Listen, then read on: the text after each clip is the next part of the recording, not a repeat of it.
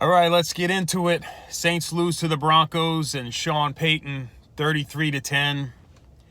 Now, before we get into the bad stuff, let's get into the good stuff, all right? This past week, the channel actually eclipsed the 1,000 subscriber mark, so thank you to each and every one of you.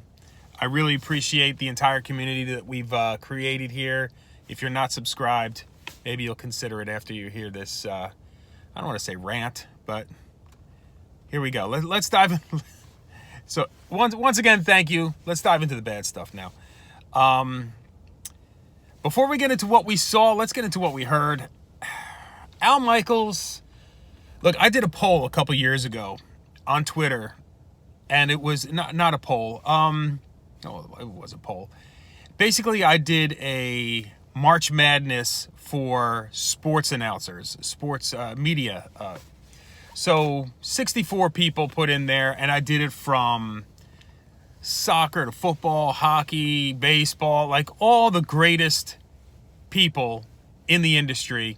I'm pretty confident that Al Michaels was the one that actually won it. So no disrespect to Al Michaels and his career. I mean, it's pretty much unmatched.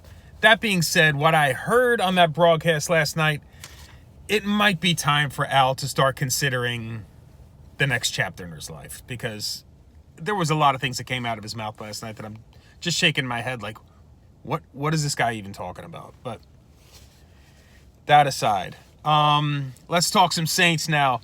Spencer Rattler.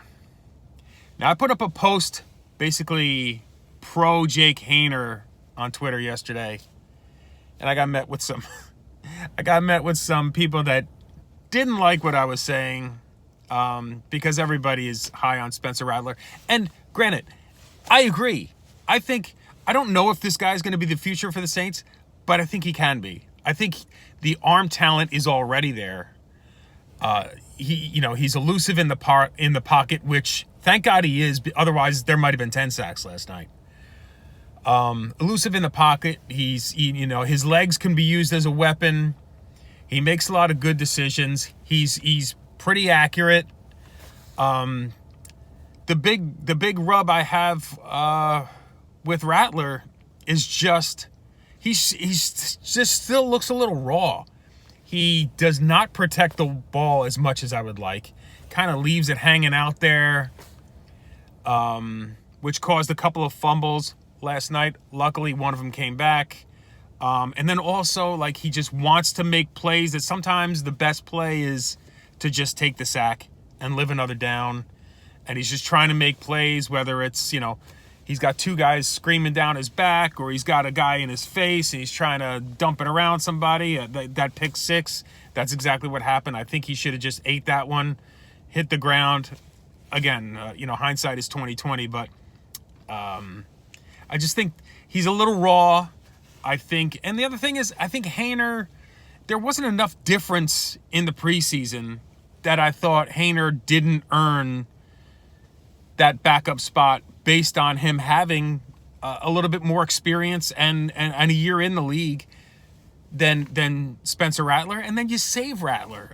How nice would it have been if Jake Haener did the same exact thing Rattler did last night, and then Rattler came in at the end, threw the touchdown, and got everybody more hyped, and then build him up this year so that next year we hit the ground running and maybe give him his shot to just run with the team. So again, I'm not down on Rattler. I just think he's a little raw, and they probably threw him to the Wolves, especially against these two defenses. I mean, Tampa last week and then Denver this week, those defenses are legit, both of them. I hate to say it, but they're both legit. So, tough situation, but, we'll move on from Rattler. The offensive line, Jesus. I mean, what are we doing? What are we doing here? Like, I got Jeff Ireland. As much as I would love to get a couple of key offensive pieces, I mean, look, tight end is obviously a need. Juwan Johnson, he's got his good games, but I just don't think he's it. And I like him. Like he's a good dude. He seems like a good dude. I don't think he's the answer.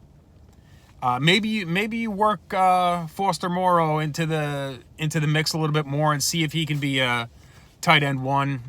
I don't know. Obviously, Taysom Hill I don't think is the answer. Not that he's been on the field much this season, but that offensive line was just dreadful. I mean, they had Rattler running for his life, could not get a running game started with one of the best running backs in the sport behind you. Tough to watch. I mean, there was just no resistance for the Broncos defensive line just coming through and just having their way. They're in Rattler's face every damn down. Brutal. Now I know I got on Juwan Johnson about the catching. Bub Means,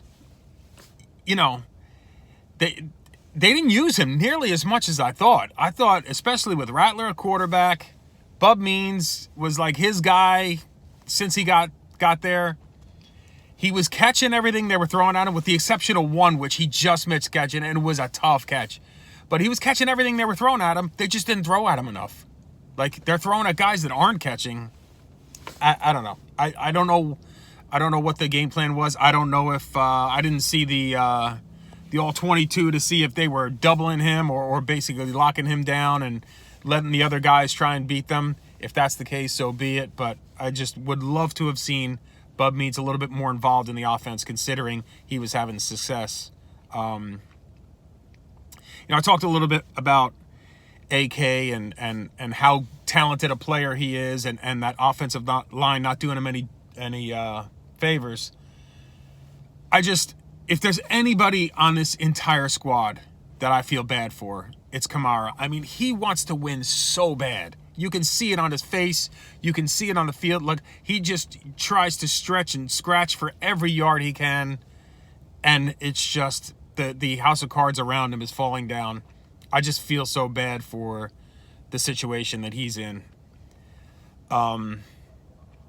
Defensively, look, you got Dennis Allen coming out at halftime talking about how the tackling is improved from last week or whatever. I don't know what game he was watching. Seriously, I don't know if he feels like he needs to say something nice about his players because he's losing the locker room. But to me, it's obvious he's losing the locker room.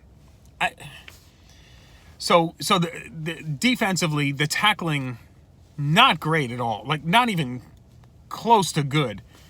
The defensive line, they were running the ball down our throats constantly, and they knew they could do it, and they were daring us to stop it, and we couldn't. I mean, they were making holes that, look, I'm an old guy, but I think I could get a couple yards on some of these carries. I really do. Those holes were crazy, and it was consistent the entire game. And it almost didn't matter which running back they brought in. They were having success and just pounding the freaking ball. I mean, they didn't need Bo Nix to do much of anything because, I mean, you had Sutton not even targeted the entire game, and they still won by 23 points. So, brutal display of defense last night. The injuries continue to stack up, and I wonder if that's going to be a built-in excuse for DA to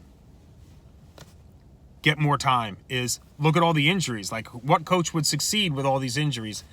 I really hope that we can see past that and be like, look, this guy has not been a great coach, and that's a stretch.